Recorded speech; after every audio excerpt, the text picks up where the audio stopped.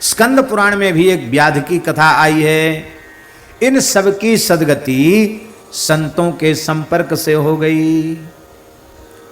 सबसे पहले कणिक नाम के व्याध की कथा सुना देते हैं आपको। कणिक नाम का व्याध बड़ा क्रूर था। आप लोग कहेंगे व्याध कौन होते हैं? ये जंगल में पशुओं को पक्षियों को मार करके इनको मांस बेचने वाले, इन्हीं को व्याध कहते हैं। बड़ा क्रूर था। देवता ब्राह्मण गुरु साधु किसी को भी नहीं मानता था। सबकी निंदा करना, धन लूटना और प्राणियों की निर्मम हत्या करना, यही उसका काम था। सौवीर नाम के नगर में भगवान विष्णु का एक विशाल भव्य मंदिर था। उस मंदिर का जो शिखर था वो स्वर्णमय था। स्वर्ण का कलश मंदिर पर चढ़ा हुआ था।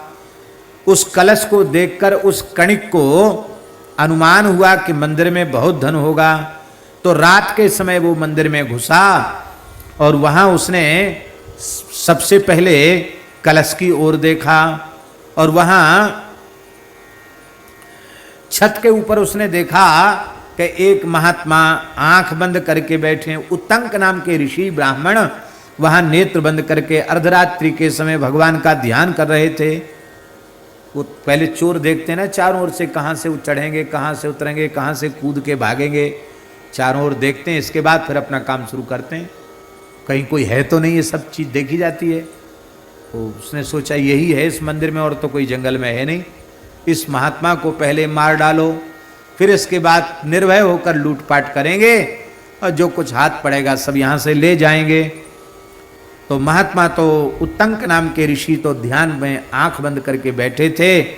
इसने जटाओं को जोर से पकड़ करके उनको धक्का दिया, पटक दिया, छाती पर पैर रख लिया और जटाओं को पकड़ करके नंगी तलवार लेकर उनका सिर काटना चाहता था कि महर्षि ने नेत्र खोले और उन्होंने देखा कि ये क्या, हम तो ध्यान कर रहे थे, ये कौन आदमी आ गया, उठा के पटक दिया और काल के समान। लेकिन धन्य है महात्माओं का स्वभाव कैसा होता है। उत्तंक नाम के महात्मा ने नेत्र खोले तो उनको क्रोध नहीं आया। वे चाहते तो क्रोध से उसको जलाकर भस्म कर सकते थे। उनको दया आ गई, अरे देखो तो सही, धन के कारण ये कितना बड़ा पाप करने को उद्यत हो रहा है। और स्नेह पूर्वक जैसे ही उन्होंने उसकी ओर देखा, देखते ही उसके हाथ पैर कांपने लग गए। तो सोचने लगा कि मैं क्रोध करूं, लेकिन न तो ये महात्मा डर रहा है, न चिल्ला रहा है, ये तो बड़े प्रेम से मेरी ओर देख रहा है।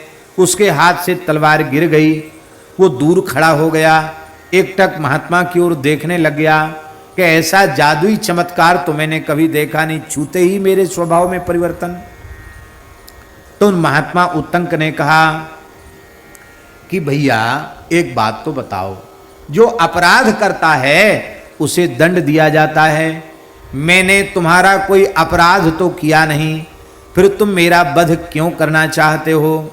देखो, साधु तो सताने वालों को भी क्षमा करते हैं, उसका भी कल्याण करते हैं, और तुम पाप से धन इकट्ठा करते हो, परिवार का पालन करते हो, लेकिन मरने के बाद वो पाप का परिणाम तो जीव को अकेले भोगना पड़ता है। क्या इसके बारे में तुमने कभी सोचा पाप का परिणाम कितना भयंकर होता है? इसलिए ये देव दुर्लभ मानव जन्म भगवान की प्राप्ति के लिए मिला है, पाप कमाने के लिए नहीं मिला है, पाप बटोरने के लिए नहीं मिला है। इसलिए मोह को त्याग दो और भजन में लग जाओ, इससे तुम्हारा कल्याण होगा। बस इतनी देर की कथा हुई, इतने में ही व्याध का जीवन बदल गया।